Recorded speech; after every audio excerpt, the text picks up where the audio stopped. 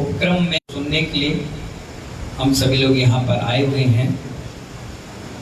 भारत ही नहीं महानुभाव, पूरे विश्व में एक ही मीठा शब्द है।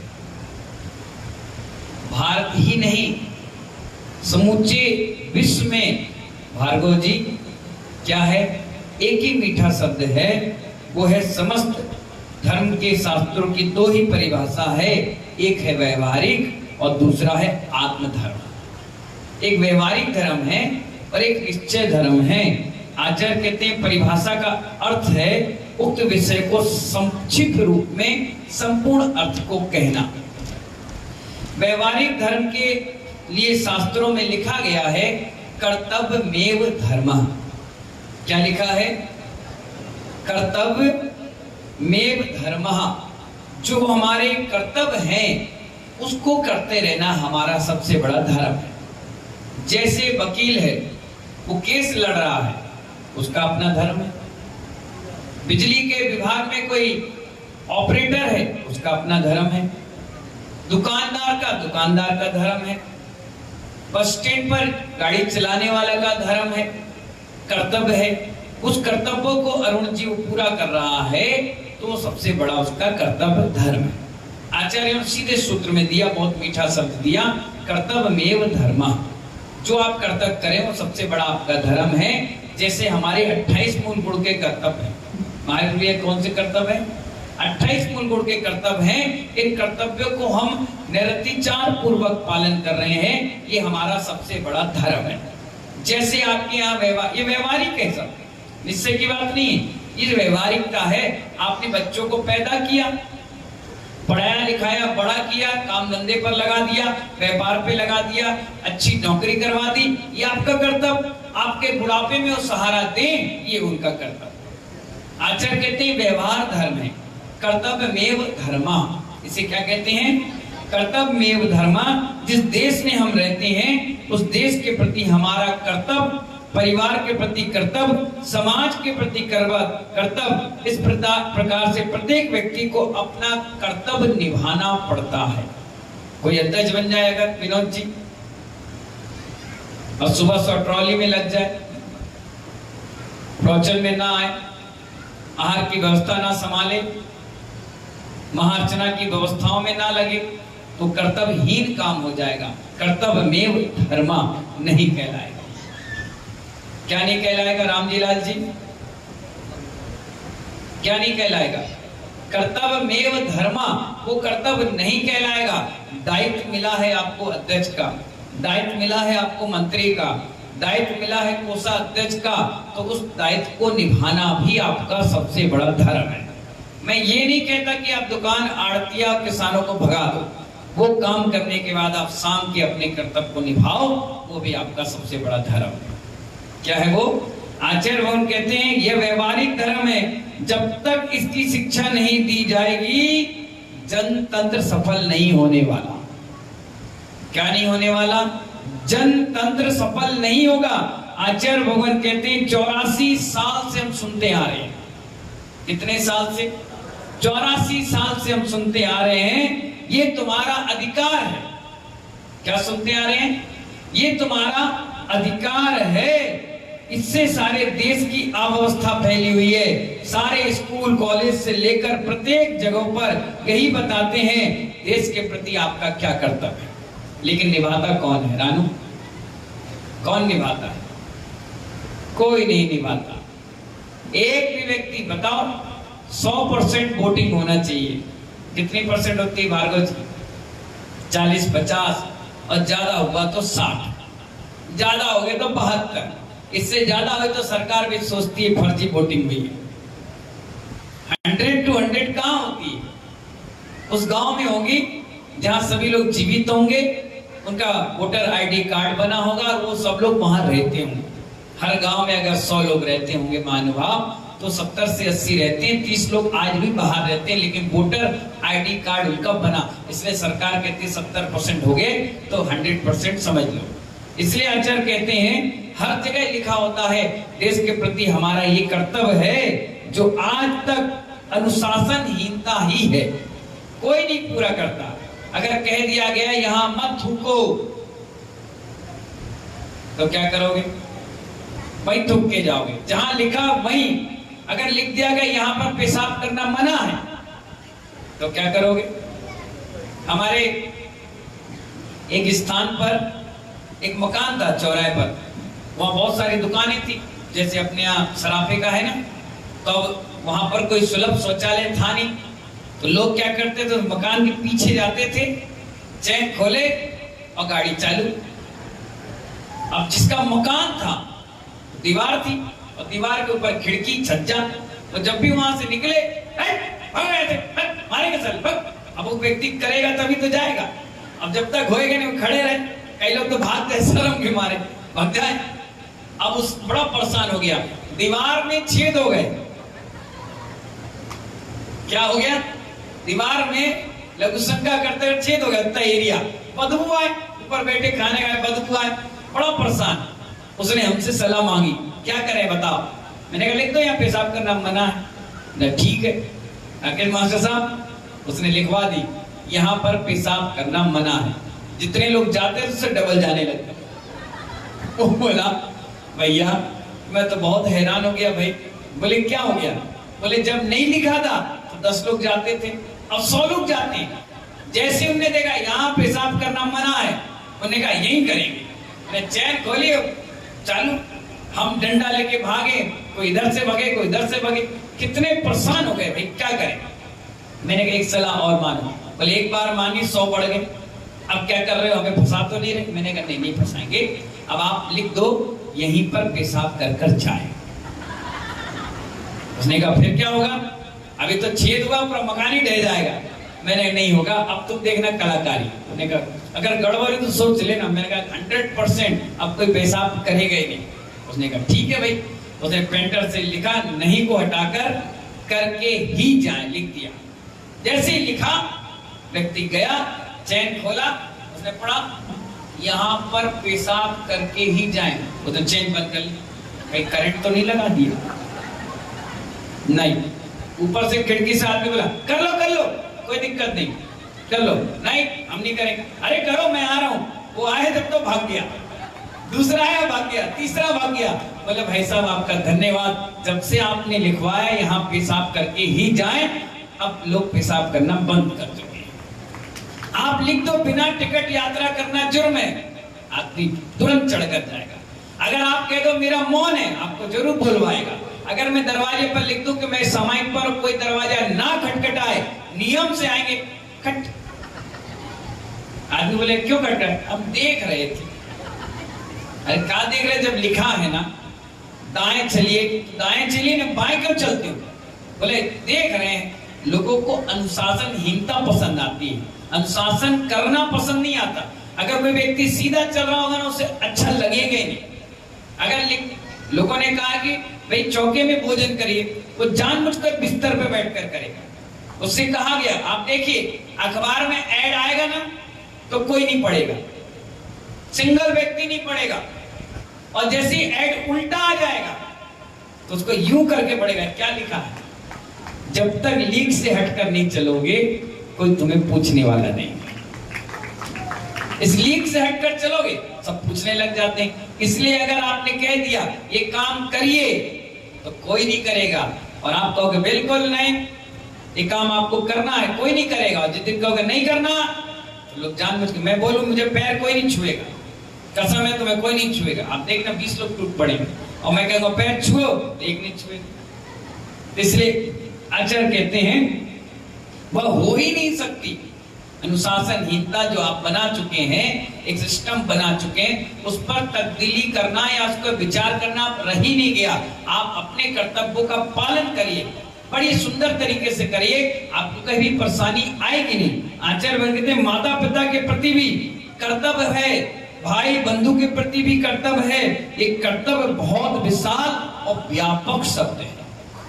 क्या है ये? जो 28 मूल गुण हमारे कर्तव्य हैं, 60 आवश्यक कर्तव्य हैं, इसमें किसी का बस नहीं चलता। आवश्यक का मतलब उसमें किसी का बस ना चले, ऐसी चीजें कही जाती है।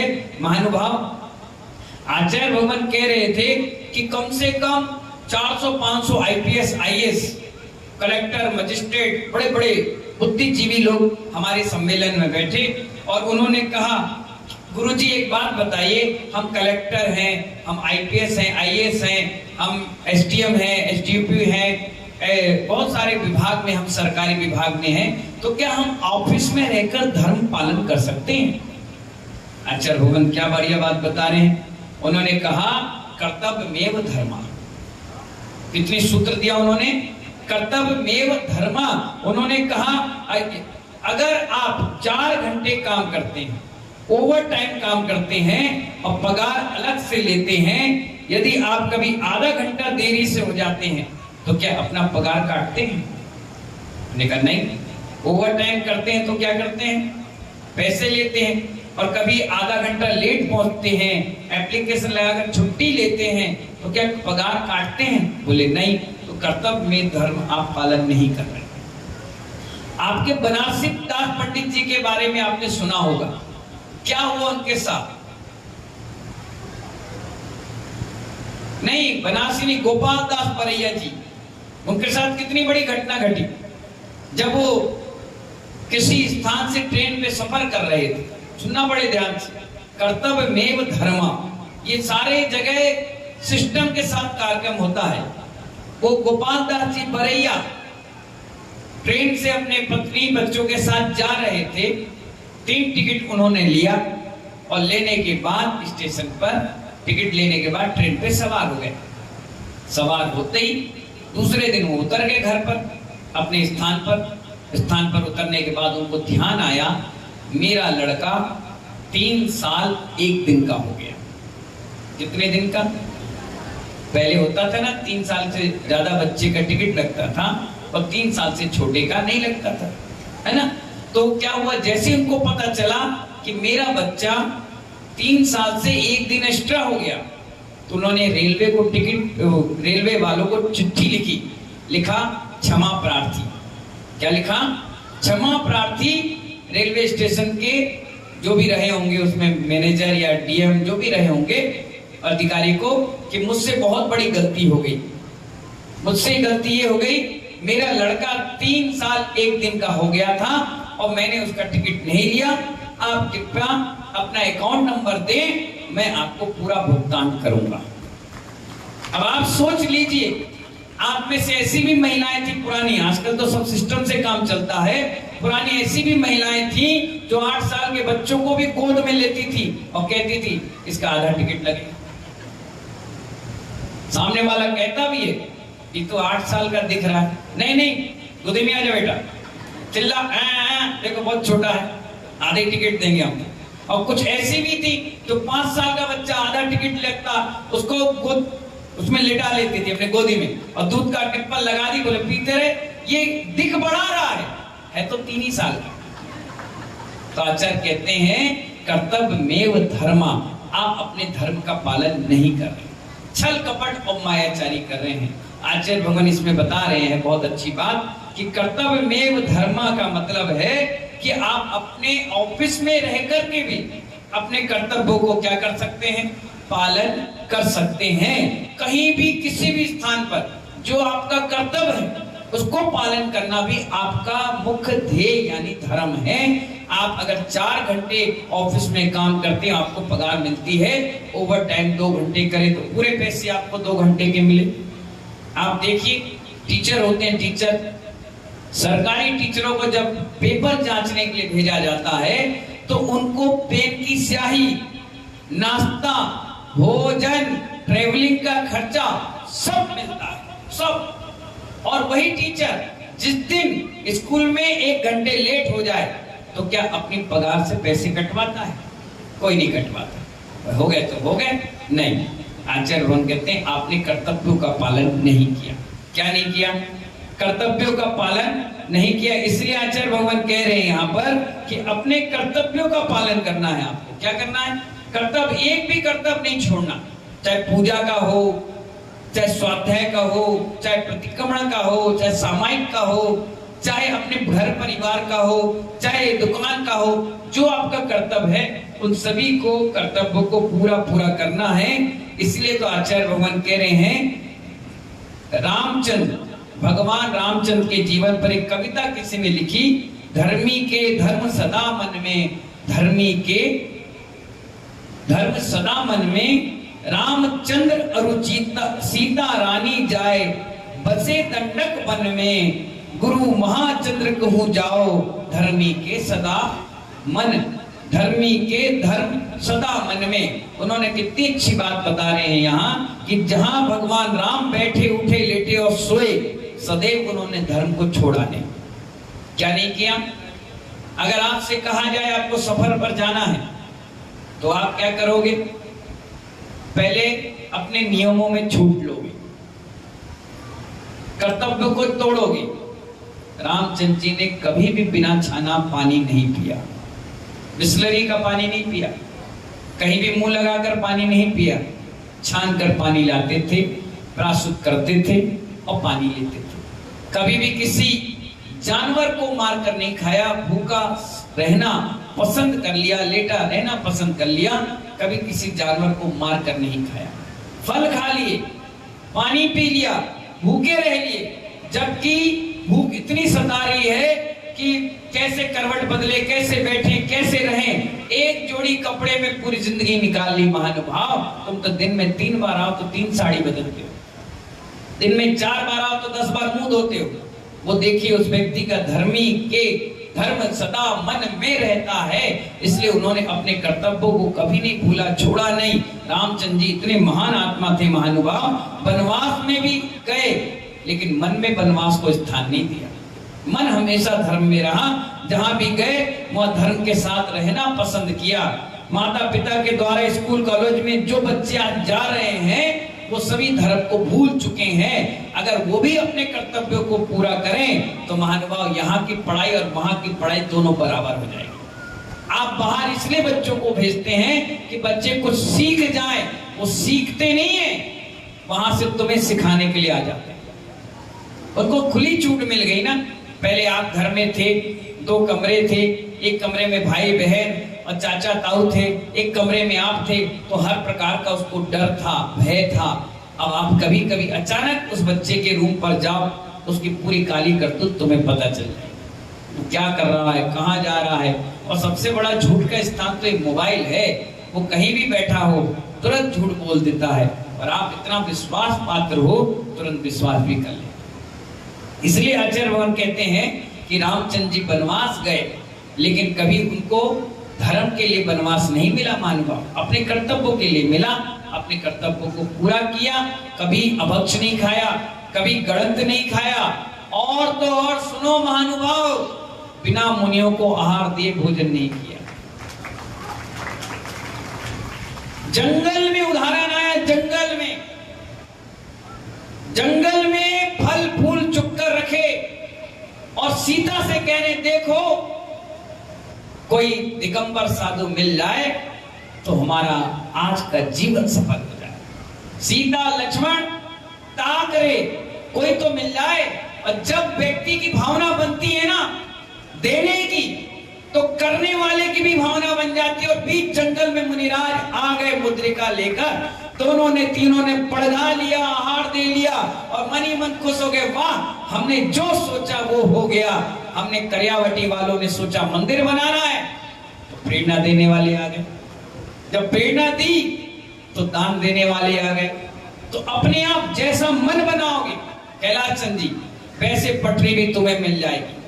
तुमने मन बनाया कि मुझे आम खाना है, क्या खाना है, मन बनाया तो आपने आम के लिए जैसी बाजार पर निकले वहां आपको डोलची मिल गई आम की। अरे वाह, मन में सोचा मिल गया, क्योंकि मन बड़ा पवित्र था ना, इसलिए भावना पवित्र होने से सब चीज एक जैसी मिल गई। आपने मन में सोचा कि हमें आहार देना है। अब आप ये नहीं सोच सकते, ये नहीं कह सकते कि धोती नहीं है, साड़ी नहीं है। नहीं करने के बहाने बहुत हैं और करने के कोई बहाने नहीं। मन में आना चाहिए मुझे करना है। मालूम है कई महिलाएं आती हैं बाहर से और चौके में मुनिराज पहुंच चुके हैं और आधा आहार उनका हो चुका है। और अगर वो देख लें महाराज जी आ गए, बिल्कुल खड़े हैं, जल चलने वाला लास्ट चल रहा है, तो तुरंत पूछती साड़ी मिल जाएगी क्या, व्यवस्था हो जाएगी क्या? उन्होंने कहा नहीं नहीं है। बोले एक काम करो, आप तो साड़ी दे दो, बाकी सामान हम गीला कर लेंगे, कोई बात नहीं। वो फटाफट ड्राई करेंगे, सुखाएंगी, और लास्ट मोमेंट में जैसी जल चल रहा है, मन शुद्धि, वचन शुद्धि, काय शुद्धि, आचरण शुद्धि। लो महाराज जी, ये भगवान आज हमारे भाग में लिखा था, मन किया तो सारी चीज मिल गई, मन ना करो और सारी चीज भी हो तो सारी चीज बेकार हो जाती, सारी चीज बेकार हो जाती है। मन में अगर आ गया तो कोई भी चीज हमसे असंभव नहीं है। क्या नहीं है? शराब पे बाजार वालों का मन आया, हमें पंचनाद करना है, तो मालूम है क्या हुआ? कहा मंदिर के अंदर था, मंदिर के बाहर आ गया। बाहर आते आते शाम हो गई, एक जगह मिल गई, जेसीबी लग गई, सफाई होने लग गई। सुबह मेरा पदार्पण हुआ, जैसे ही हुआ तिवारी जी का हॉल खोलकर तैयार हो गया।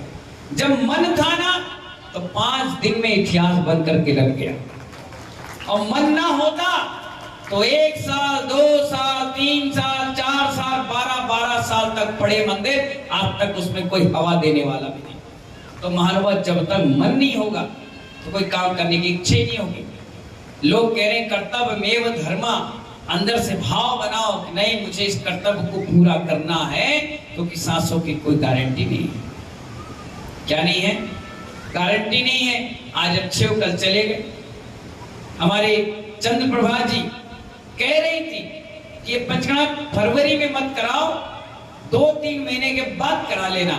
मैंने कहा प्रभा जी, ना तो समय तुम्हें दिखाकर आएगा ना हमें, जितनी जल्दी करना है कर लो, क्योंकि समय का कोई भरोसा नहीं। आपके पंचनाद के बाद दूसरा पंचनाद ना हो पाया, 3 साल के लिए लॉकडाउन लग चुका था।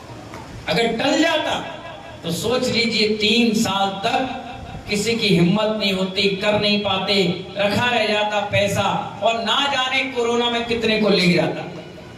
वो बहुत बड़ा पुण्य था डबरा का कि जैन समाज पर उसका ज्यादा प्रभाव नहीं पड़ पाया और सब बच गए। तो महानुभाव, इसलिए मैंने कहा जो करना होता है वो तुरंत करना पड़ता है। बात कल कल कल काल आ जाएगा, कल कभी नहीं आएगा। हमारे करियावटी दिगंबर जैन समाज ने बहुत अच्छी व्यवस्था आज बनाई, सारी समाज को इकट्ठा किया, बैठे, फटाफट तुरंत सारे काम हो गए।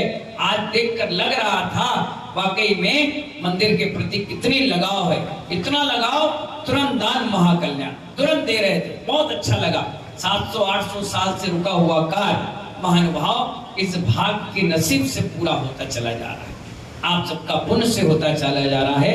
इसी को कहते हैं कर्तव्यमेव धर्म।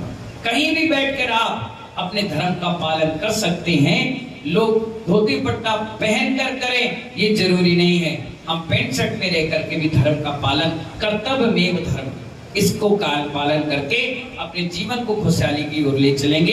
इन्हीं मंगल भावनाओं के साथ बोली चिंतामणि पार्श्वनाथ भगवान की